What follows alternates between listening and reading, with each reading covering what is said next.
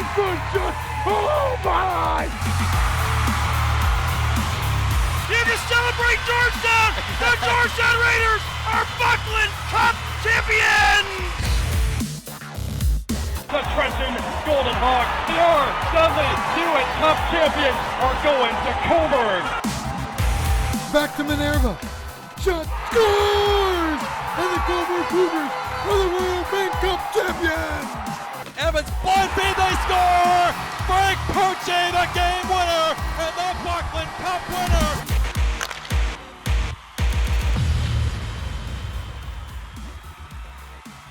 Yes, we are back for a new season of hard-hitting, high-scoring OJ action. This is the OJ Today. Hey folks, I'm Alex Bastiavansky. Welcome to our very first show of the season. Every week we'll be bringing you the latest news, stories, and highlights from the Ontario Junior Hockey League. And, play actually kicked off over a month ago, and the schedule is in full swing.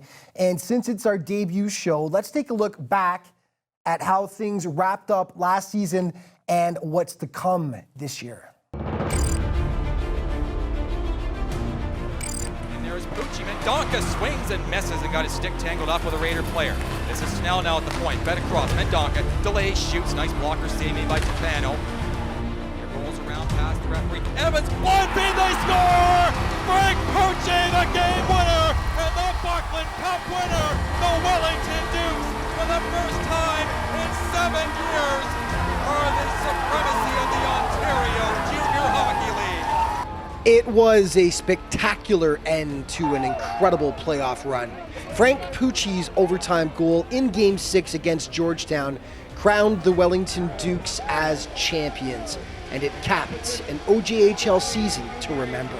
Yeah, last season was a tremendous season for us. You know, we had our champions, the Wellington Dukes, win the Dudley, and then they went on to the RBC in Chilliwack, which was a great run event, and they made it to the finals. They came a couple goals away from winning another national championship, which we haven't won since Coburg a couple of years ago. So all in all, it was a great success. I believe we ended up getting 65 to 70 Division I scholarships last year. We had a couple kids drafted, so it was a pretty successful year, and we're looking forward to another great year here. Scouts have been talking about how young our league has gotten, and there's some really great talent out there. So time will tell to see how many kids we move forward this year.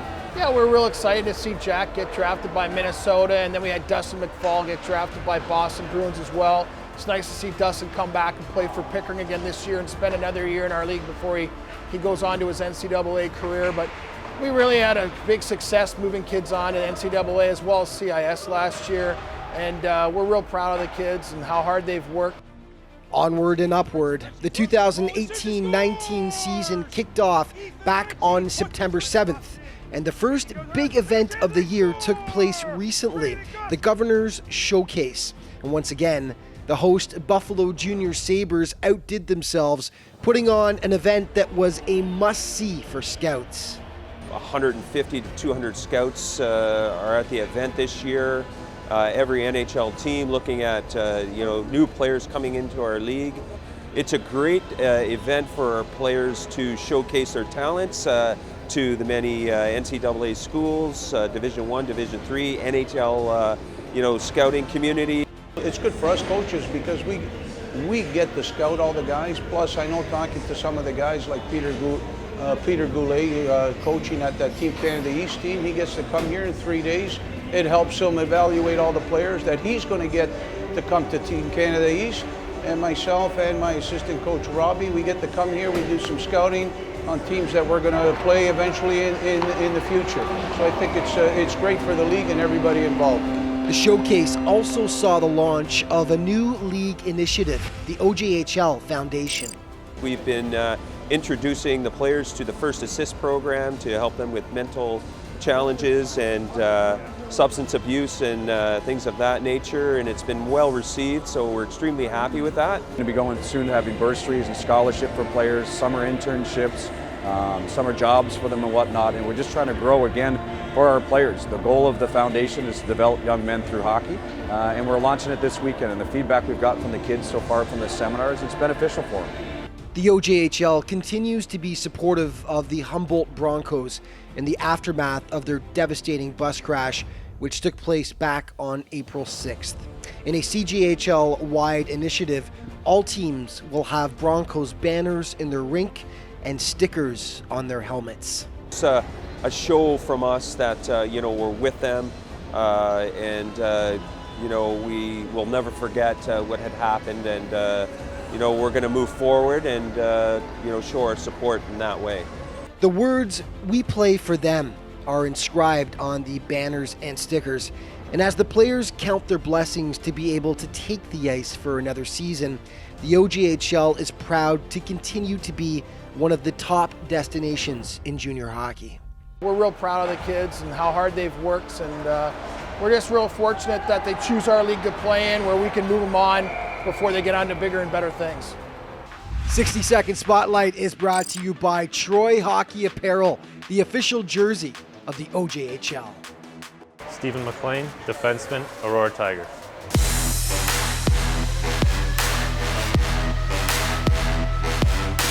What I bring to the ice is a calming influence, shut down defensemen with some offensive ability, compete night in and night out. Being captain of the Aurora Tigers is a great honor. I feel like I bring a lot of leadership on and off the ice. I give it everything I got in practice and in games. Being 6'7" on ice is you're looking over people and heads over everyone, and you're easy to spot out, that's for sure. This team is something special. We think we have the tools to make it on a far run. We're just taking it day by day, and hopefully we can do that. Score! The Tigers are going to win tonight!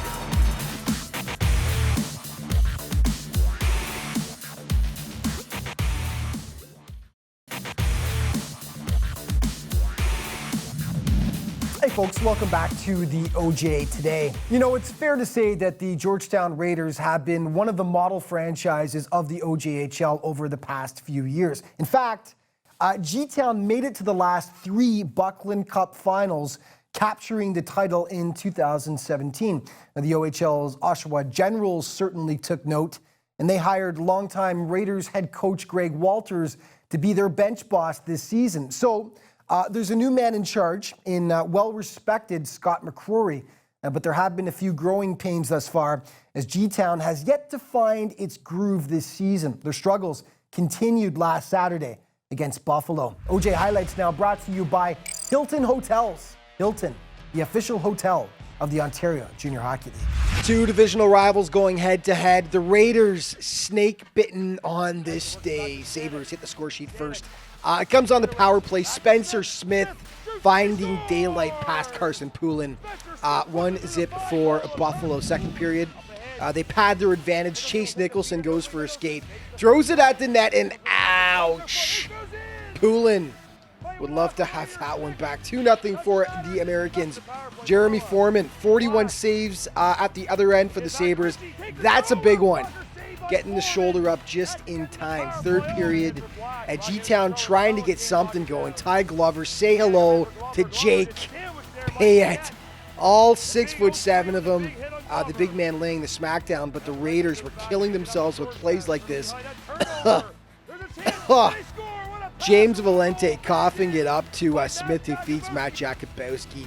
3-0 Buffalo, and they had one more for good measure. Point shot redirected by Ty Glover to make it a 4 spot, and that's how this one finished up. The Sabres blanking the Raiders at home, and that's not something you see every day.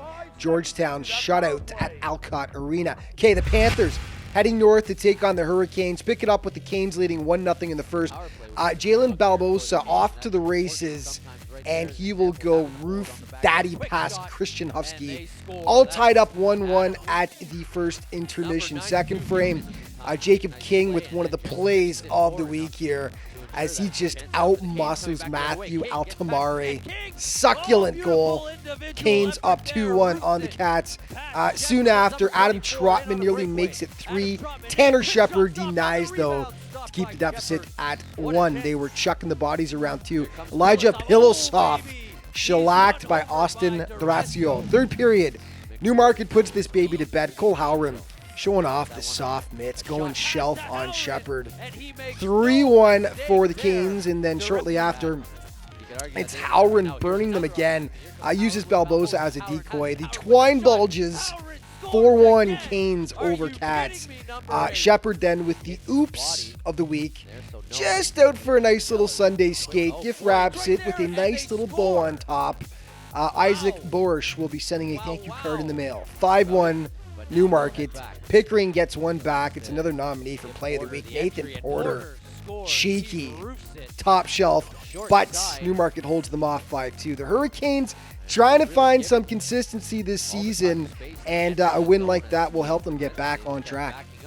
But the Wellington Dukes were like a runaway train in the playoffs last year. At the start of the postseason, few gave the Dukes much of a chance, but Wellington shocked everyone by winning the Buckland Cup and then did the OJ proud by advancing all the way to the national final in Chilliwack, BC. Now this year, the Dukes are just so out of the gate, struggling to find consistency thus far. North York, on the other hand, have been dominant, and they flexed their muscles against Wellington on Sunday. North York just one loss in regulation time this year, hosting last year's Buckland Cup champs Wellington. Rangers strike first. This one wasn't pretty, but Ashton Stocky gets the job done. 1-0 for the home squad. No style points for this one either. Mad scramble in front, and then finally Graham Spence just says, enough of this. He pokes it home and makes it 2-0 for North York. 5 minutes later, Spence back at it. He shovels it in out front, and it's 3-0 for the Rangers. The Dukes do hit back. Madoka Suzuki, Johnny on the spot. He will knock it past Jet Alexander. Wellington back in it, still with a ways to go though, down 3-1. Second frame, North York continues its assault. Stocky, just the tip, just for a second, and it finds the net. The Dukes screaming for a high stick to no avail. Third stanza, Spence, the super freshman. Could he? Yes, he can. The Hattie for the rookie. Dominant day for him. He's averaging nearly a point per game. Not bad, youngster.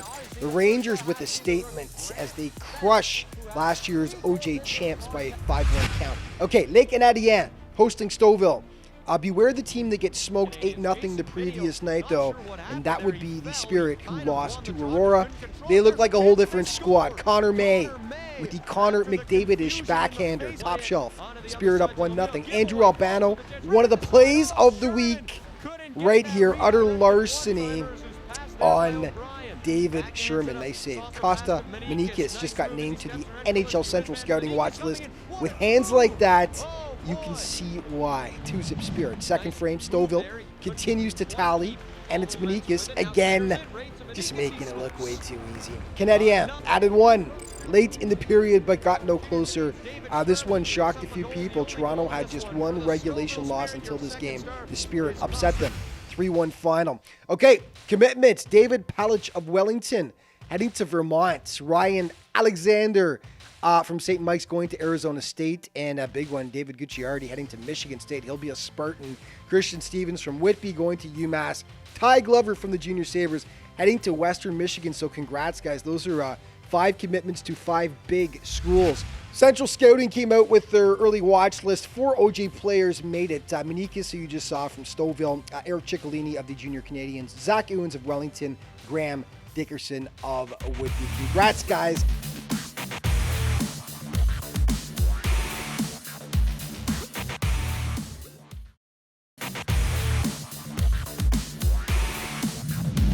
Hey folks, welcome back to the OJ today, and I cannot tell you how pleased I am to have for our first Skype segment of the year a guy who didn't make it onto the show even once last year because he was so busy, but we're going to have him a lot this year because Fedora Films, his company, is currently kicking butt and he's doing it full time now. I'm talking about Joe Montezano, Broadway Joe.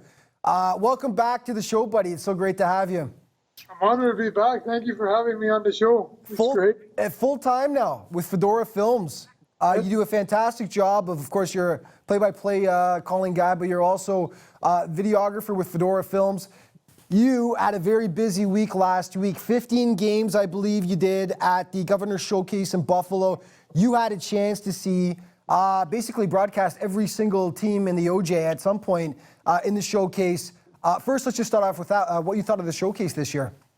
Showcase was unbelievable in Buffalo. I mean, it was great to have all the teams in one place, and it's great for scouts.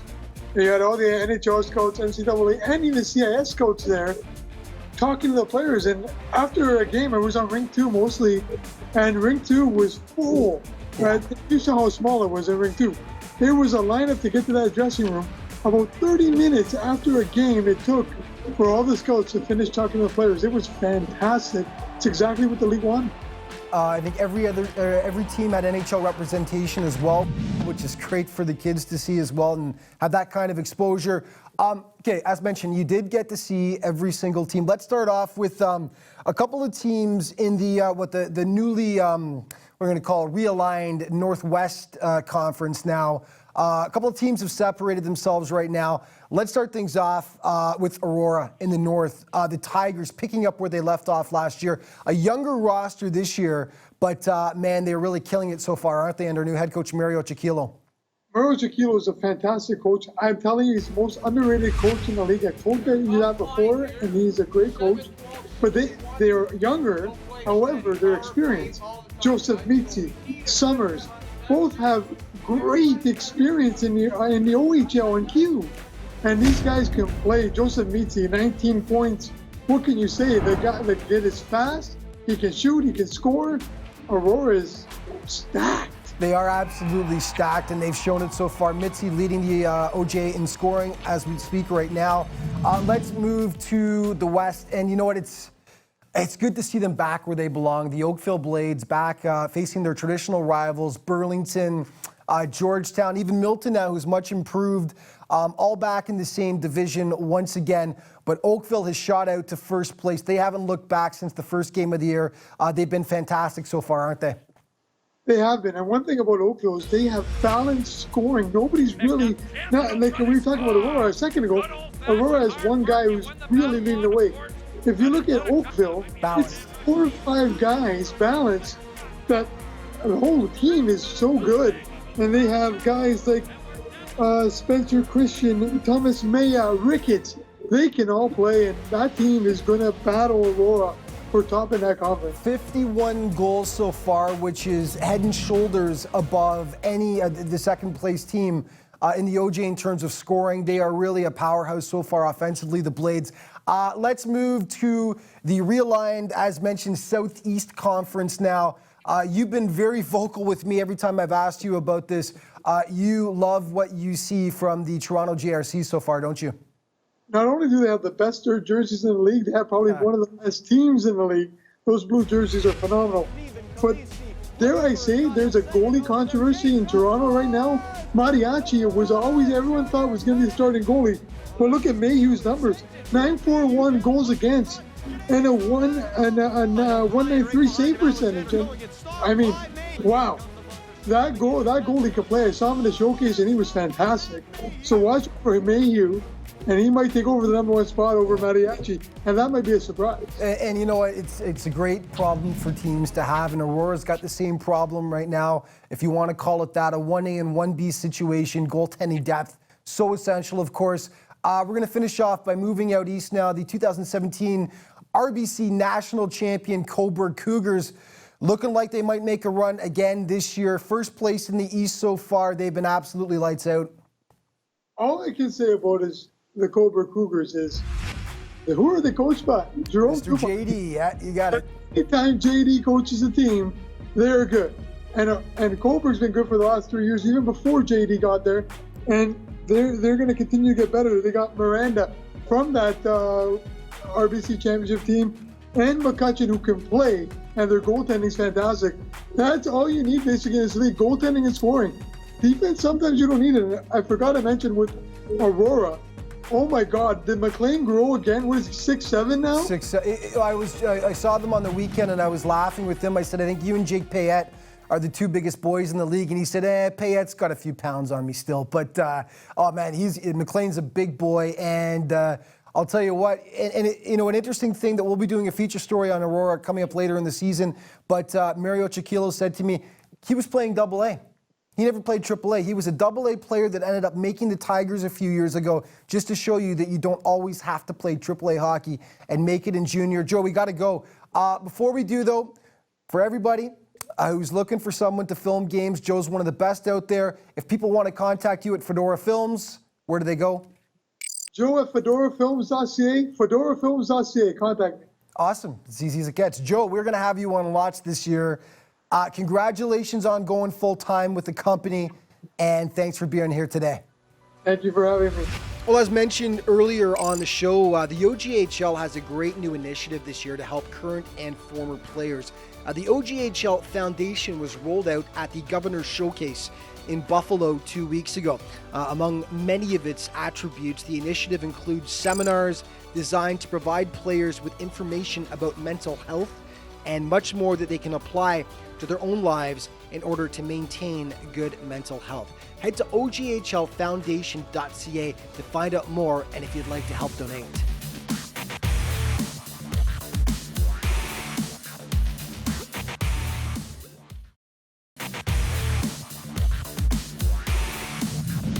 Hey folks, welcome back to the OJ Today. Well, as Joe Montezano and I talked about earlier, the Aurora Tigers have been a force of nature so far this year. Under new head coach Mario Chiquilo, the Cats have shot out to one of the best starts in the entire league. They were looking to keep the hot streak going on Sunday in the Battle of York region against Markham. I'll tell you, I'm loving this new Tigers logo, looking sharp. Aurora coming off an 8-0 shellacking of Stouffville the previous night. Early on, Mike Laddie pulling his hair out over this one. Brian Smith right up the chute to Jacob Ball. Gift wraps it. 1-0 for the Tigers off the brutal giveaway. The Royals hit back, though. Tons of scoring in the first, actually. Eric Mergalis, spin move. Sweet finish. That's one of the best you'll see this week. And the blue and white knotted up at 1 apiece. Just a $1.30 later. Christos Rodis parks himself on the doorstep. He goes 5-hole on Jack Irvine. His 4th tally of the year thus far, and Markham takes its first lead of the contest. Not for long, though. Tyler Davis just snaps it from the top of the circle. Nick Altus whiffs on it, and the Cats were back, all tied up at 2 apiece. Back and forth they went. Nick Davis with the rocket pass to Jack Irvine. Gorgeous, and the home squad leads once again. The Cats claw back. On the power play, Jack Varga in tight. He will wrist it past Altus, and it's a 3-3 hockey game. Okay, second period now. OJ leading scorer Joseph Mitzi offers compelling evidence as to why he's in that position. The former Windsor Spitfire with the fantastic snipe. 8 goals in 9 games for Mitzi thus far. Third period, though, Markham knots it up. Rodis with his second of the contest. The quick shot fools Irvine. 4-4, and they were headed to overtime. It actually took 2 overtimes to settle it, and what a shocker. It's Mr. Mitzi, the seeing eye wrister from the top of the circle. 5-4 for the Tigers as they take the Battle of York region. October 19th, circle it on the calendar. That is the rematch, and the Royals will be hungry for revenge. Okay, Golden Hawks taking on the Patriots in Toronto. The Pats having a rough go of things so far this year. Connor Tack, though, doing his part as he robs Tiger McDonald from point-blank range. Nothing he could do about this one, though. Dylan McMahon with the redirect out front, and the G-Hawks up by a 1-0 count. Late in the first, Ryan Brown, his backhander, goes past Tack, and Trenton up by a deuce. They lead 2-0. Second period, though, the Pats get one back in style. Tic-tac-toe. Gorgeous passing here. Dante Spaniolo. Dante's Inferno with the finish. And it's 2-1. 8 minutes later, though, Trenton responds. Tiger McDonald to Peter Falavena. Captain, my captain. 3-1 for the G-Hawks. McDonald would add a late empty netter to seal the deal off the giveaway there. 4-1 Golden Hawks, your final, as they keep pace in what is an extremely competitive East Division.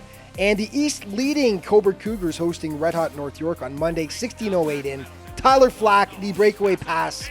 The twine bulges, 1-0. for the Rangers. Second stanza, though, the Cats hit back. Brock Welsh, acquired in the offseason from Aurora. He gets it to go. 7 points in just 4 games for Brock this year thus far. But North York would add 2 more in the period, however. And in the third, they add 1 more for good measure. Ross Krieger on the doorstep here. In it goes. And, the Rangers come out on top in the Clash of the Titans, handing Coburg their very first regulation loss of the season. 4-1 final for North York on the road. OJ standings brought to you by Jostens, official ring and awards supplier to the OJHL. We start things off in the West. Oakville looking extremely strong this year, and they've got a 4-point bulge over Buffalo.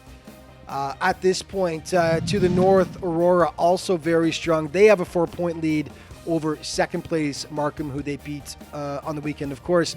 In the South, Junior Canadians dropped their second of the season to the Stouffville Spirit, followed by North York, St. Mike's, Mississauga, and the Pats. And in the East, Coburg dropped their first regulation loss of the season, as we saw, to North York. OJ Trivia brought to you by Cool Sports, the official apparel provider to the Ontario Junior Hockey League. And this week's question is, who was named the 2017-18 OJ MVP? Who was it? First correct answer to our Morocco at the OJHL.ca wins an OJ prize bag.